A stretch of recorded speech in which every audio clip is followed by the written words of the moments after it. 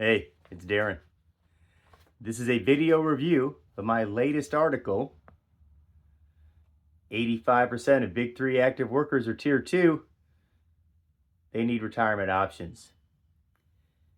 Is there a plan for Tier 2 and progression members to transition from active work to retirement? And should there be? My answer is yes, there should be. There's the graphic that goes with the article. It shows my friend Andy, auto worker here, moving from the bucket of work to the bucket of retirement. Let's go back to why things are like they are. If we go back to 2009, 2008, the bankruptcy of Chrysler and General Motors. Part of that process, after all the loans and the bailouts and this, that, and the other, save those companies was all workers hired after that are excluded from the defined benefit pension and retiree health care. So yeah, that's a problem. Currently, workers have a 401k, nothing as far as retirement health care.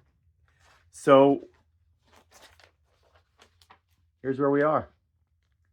The 2023 National Agreement does not include either pension or retiree health care for Tier 2 and progression members. The cost and expense of those traditional pensions that were factors in the latest negotiations are going to be challenges going forward into the next contract. If a return to pensions and retiree health care are not on the table, what can be done? My solution is P2. P2 stands for part-time on the way out, which is exactly what it sounds like. It also kind of incorporates the 2 from the Tier 2, right? So part-time on the way out is a trend that's going on throughout the world. Yahoo has published an article called Boomers and Gen Xers are betting on a retirement megatrend. That megatrend is called phased retirement. For the auto industry, I believe we could call it P2. What P2 would be, we would allow seniority TPTs. People would transition from active status into a reduced hours work schedule, say 3 days, like a TPT, 4 days. They would maintain their pay and their health care insurance, including for their spouse. A lot of things to be negotiated. This is a concept, not a final plan. I'll need your help on this, but let's look at why this should happen. According to a 2024 Mass Mutual survey, the average age of retirement in America is 62. Unfortunately, this is 3 years before folks are eligible for Medicare, which is 65, 5 years before the current eligibility age for Social Security, and if you've been tracking current events, there's a proposal on the floor of Congress right now to raise Social Security age to 69. I'm not a math wizard, but if we go from 69 and the average age of retirement is 62, that's 7 years a person would have to go without any retirement income unless they had, personal savings. So yeah, it's a problem.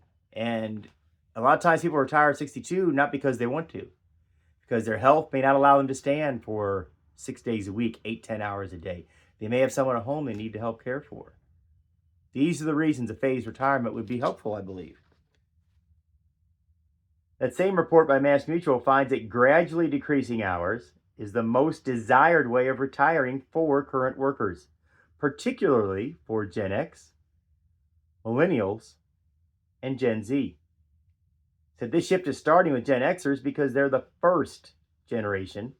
They have to rely primarily on 401ks and other forms of personal savings for retirement. They may be able to afford a retirement to retire, but they do want to take their foot off the gas a little bit as they ease into it.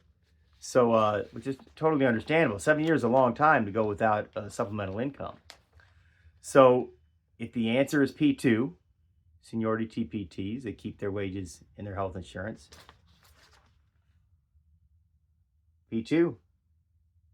It would put into practice a movement that has gained momentum throughout the world of labor relations. A planned transition from active to part-time to retirement helps both the company and the members. We'll come back to the company in a second. This program would allow Tier 2 IP members to scale back their hours while keeping their current pay and benefits.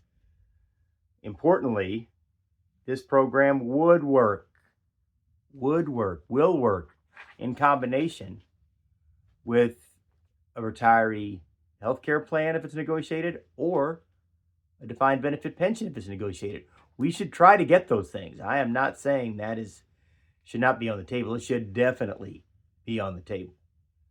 But if the costs are prohibitive and we can't get those things, this is a plan B option for those that absolutely need it and don't want to struggle for 7 years limping their way through the factory to try to keep their health insurance, for example, or keep their pay that they would have to go without any supplemental income for 7 years if they had to retire at 62 or forced to retire at 62. So yeah, it's important to get back to the company part of that statement.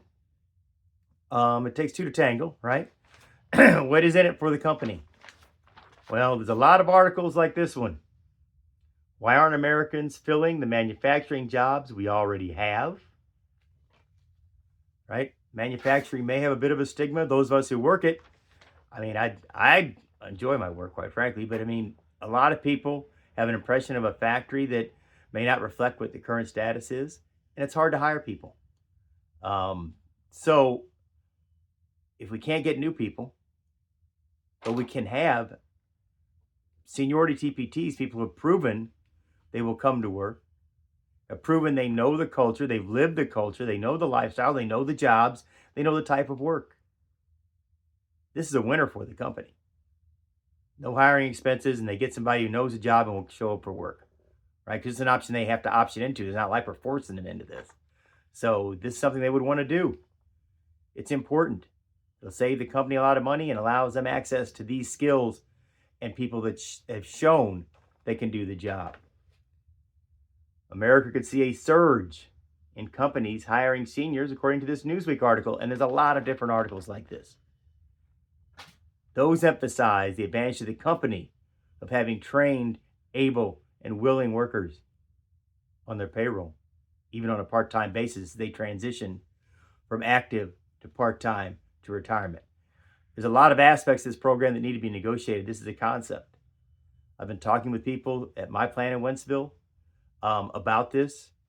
Every conversation, it seems, generates a different aspect we need to think about. Think about it.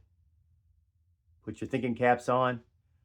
We can get this done and create a program for a dignified retirement for Tier 2 and in-progression workers. Let's get your ideas out there and get ready for the bargaining convention in just a couple years. All right.